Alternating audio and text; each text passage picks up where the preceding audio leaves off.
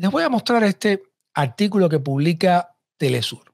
Es Telesur. Y el artículo se titula Terremoto en Miami. Por cierto, hoy hubo un terremoto en Nueva York, New Jersey. Estaba hablando con un amigo en un Zoom, un amigo que vive y reside en Nueva Jersey. Y me dice, se están moviendo las cosas. O sea, el terremoto estaba ocurriendo y unos par de minutos después se reportó que había habido un terremoto. Pero bueno, el artículo, el nombre, por supuesto, mi solidaridad con todas las personas en esa zona. Hasta ahora no entiendo, creo que no se ha reportado ninguna víctima, pero bueno, espero que estén bien y a salvo todos los amigos que están para esa área de Nueva York y Nueva Jersey. Regresamos con el título. Terremoto en Miami. Y esto está firmado por José Ramón Cabaña Rodríguez, que fue, no sé si recuerdan, pues embajador de Cuba aquí en los Estados Unidos. Les voy a mostrar porque me parece interesante, ¿no? Dice este subtítulo: la mera existencia de las nuevas formas productivas cubanas y su interacción con contrapartes estadounidenses son un contrasentido para los creyentes en el Armagedón. Continúo. Bueno, Ramón Cabaña en este artículo comienza refiriéndose al 17 de marzo, ¿no? Las protestas que hubieron en Santiago de Cuba. Dice, el pasado 17 de marzo sucedieron hechos extraordinarios en Cuba, que nuevamente contaron con una cobertura en las redes sociales y algunos medios de prensa extranjeros de manera desproporcionada para el tipo de desastre que vivimos hoy, que vivimos en el mundo de hoy. Son, y entre comillas, extraordinarios en Cuba, porque este no ha sido un país donde las fuerzas del orden se pasean por armas largas por la calle, no se ven carros blindados para enfrentar manifestaciones con fuertes chorros de agua, ni hay casos de pérdida de ojos por el uso de balas de goma. Son, entre comillas, nuevamente extraordinarios en Cuba, porque, salvo contadas excepciones, las autoridades han sido capaces de interpretar el sentir popular a través de mecanismos formales y se han buscado soluciones a problemas perentorios sin actos en la vía pública. Bueno, aquí estoy en desacuerdo con José Ramón Cabaña.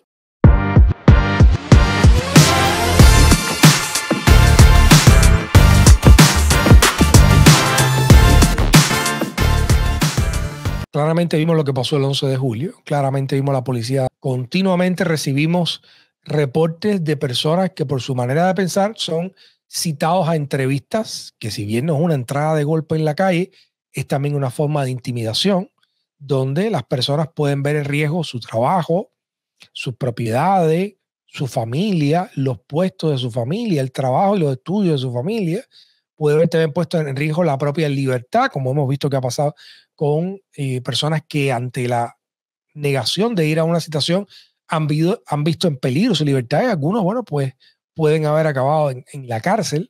O sea, si bien las balas de goma no están disparándose en la calle, hay otro tipo de violencia psicológica más y castigo físico, porque la prisión es un castigo físico también, pues está ahí. Entonces, no creo que Cuba, si bien no tiene los tanques en la calle, es porque no necesita sacar los tanques en la calle, porque puede controlar profilácticamente a la gente. Porque desde antes el nivel de temor que pueden inspirar en personas que saben que van a ser castigados ellos y sus familiares, pues puede ser suficiente para que la gente no salga. Además, controla todos los medios y castiga a todas las personas que intenten coordinarse de alguna manera, y por lo tanto es más difícil también que haya el tipo de manifestaciones en las calles que en esos otros países se controlan con balas de goma, por ejemplo.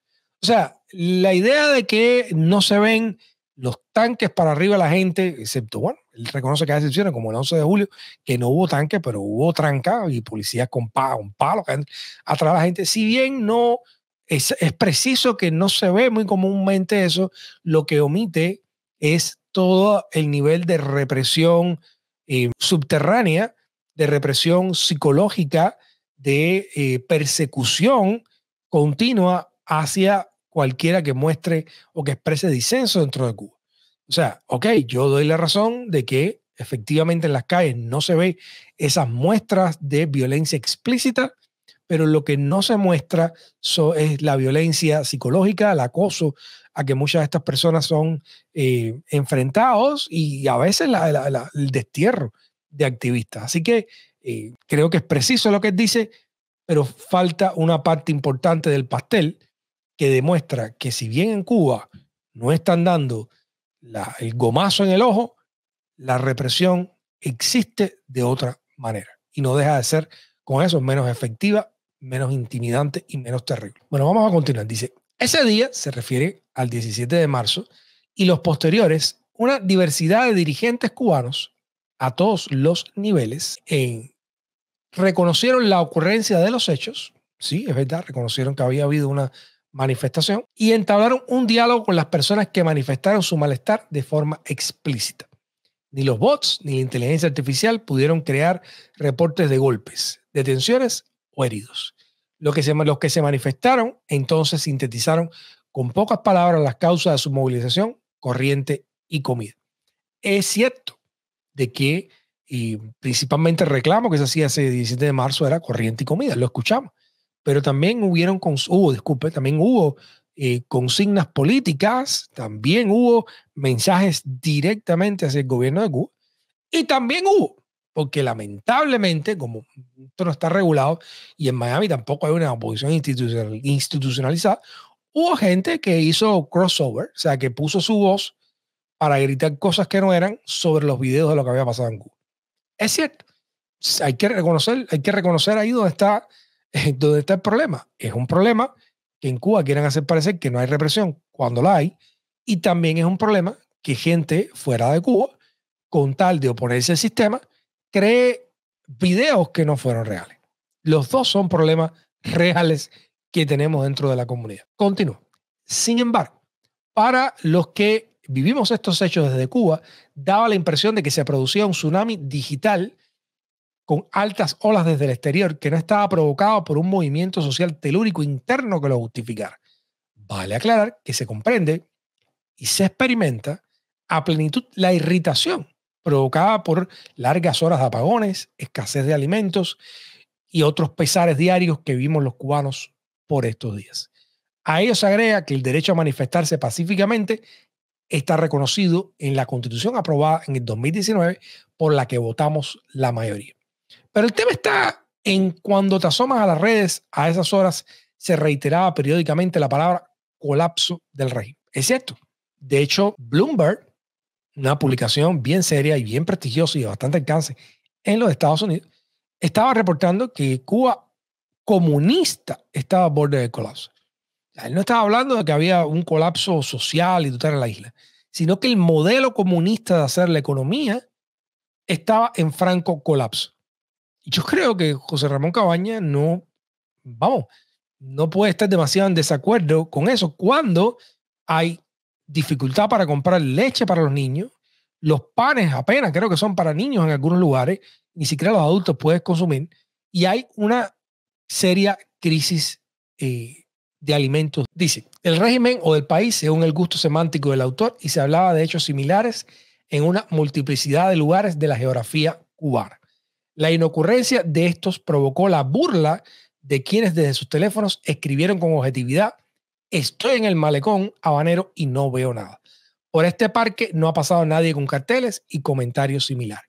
Conecto ahora con lo que estaba diciendo anteriormente. Es cierto. O sea, si hay tales dificultades económicas dentro del país, si es explícita las dificultades incluso en el terreno energético, pues me parece que queda bastante claro, y al menos es lo que se refería a publicaciones como Bloomberg, que el modelo comunista centralizado de control total de hacer las cosas en Cuba está al borde del colapso. Esto no quiere decir que el sistema o que el gobierno cubano vaya a colapsar.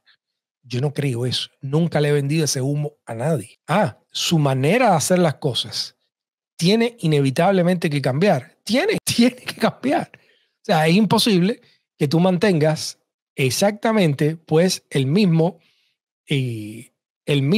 modo de actuar o el mismo modo de funcionar y espere resultados distintos. Entonces, eso realmente es algo que va a suceder y es lo que estaban advirtiendo los analistas de los Estados Unidos, de que ese modo de hacer las cosas estaba a punto de colapsar.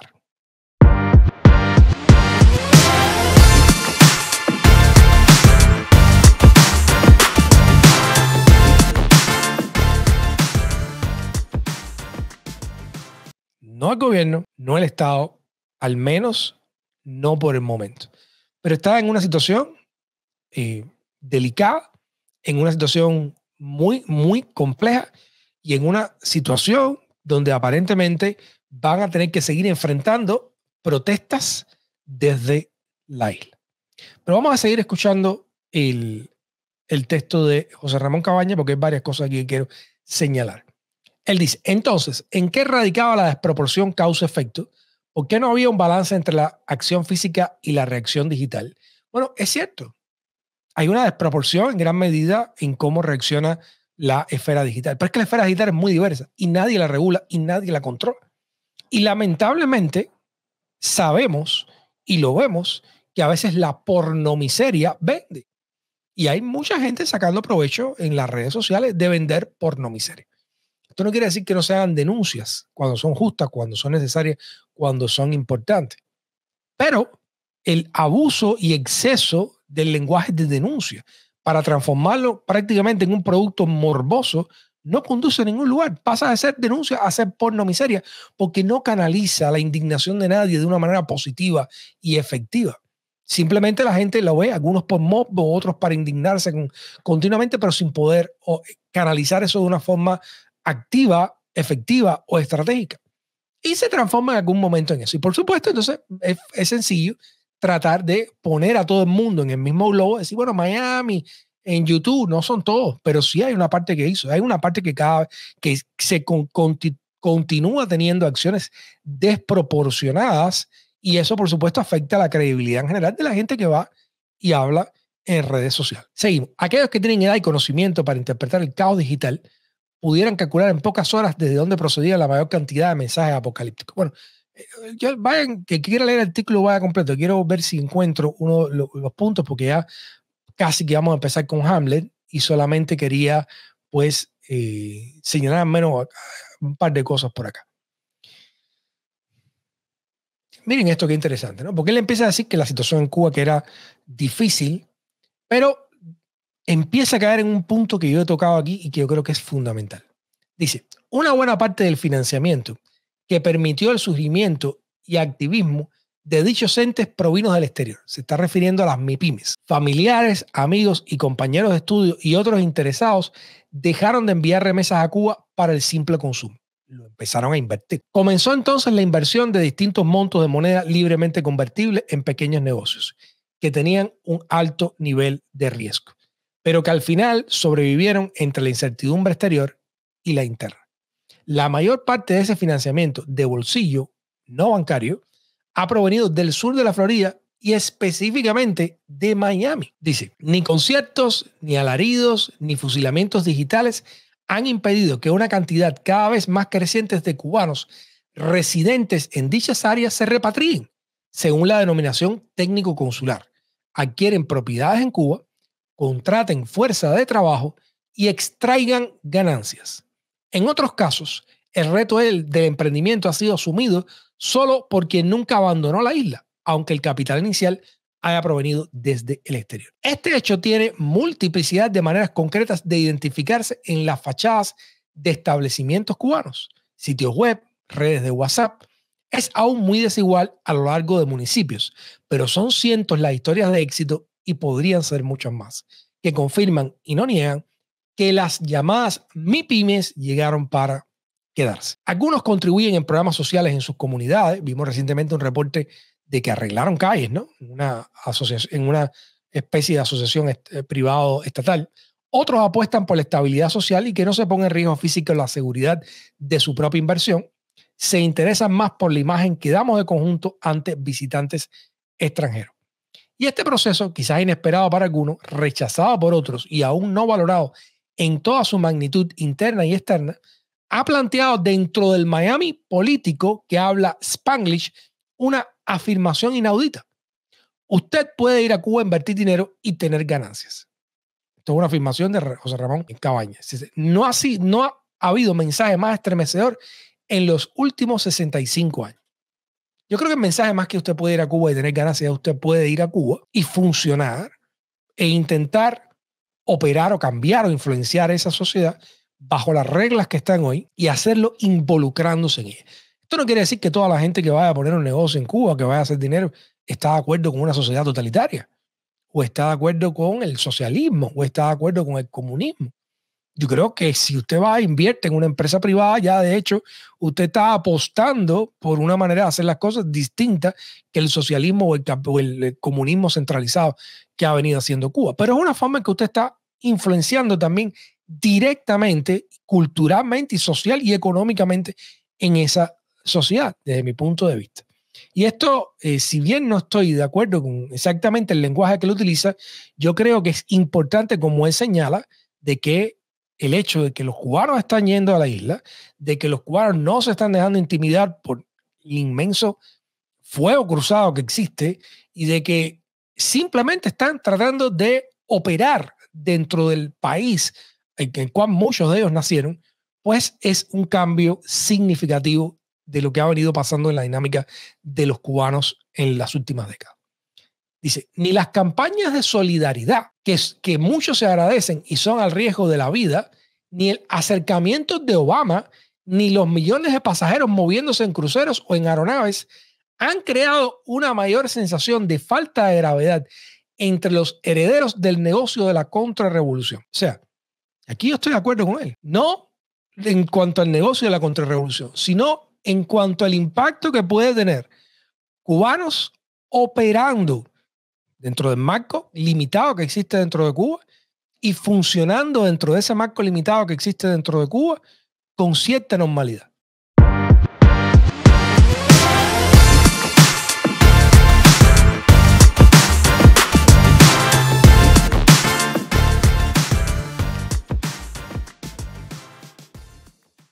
Eso tiene un peso grande, tiene un peso político grande y puede mover en gran medida a la sociedad cubana y a los cubanos que están fuera y a los cubanos americanos, puede moverlos en una dirección de acción muy distinta. Y por eso yo le he dicho aquí, yo les recomiendo a los gobernantes cubanos que sigan abriendo y que abran más todavía. Porque yo honestamente, ok, podrán decir que es la estrategia de ellos, que es el programa de ellos, pero yo no veo de qué manera una sociedad totalitaria pueda acabar volviéndose más totalitaria, importando la cultura empresarial, la cultura de negocio, las acciones de negocio y la influencia de las personas con negocios dentro de Cuba, que no sea hacia una Cuba al menos más diversa y más plural. ¿Quiere esto que va a traer la democracia? No, hace falta mucho más. No es una condición suficiente, pero yo creo que es una condición necesaria. Y en el menor de los casos, contribuiría a que ese país y a que esos cubanos pudieran al menos tener mejores condiciones de vida, integrarse al mundo tal y como existe hoy, salir del medioevo totalitario ese que en gran medida existe en Cuba todavía, lamentablemente. Y yo creo que serían elementos positivos. Ahora, me llama mucho la atención y es lo que quiero señalar.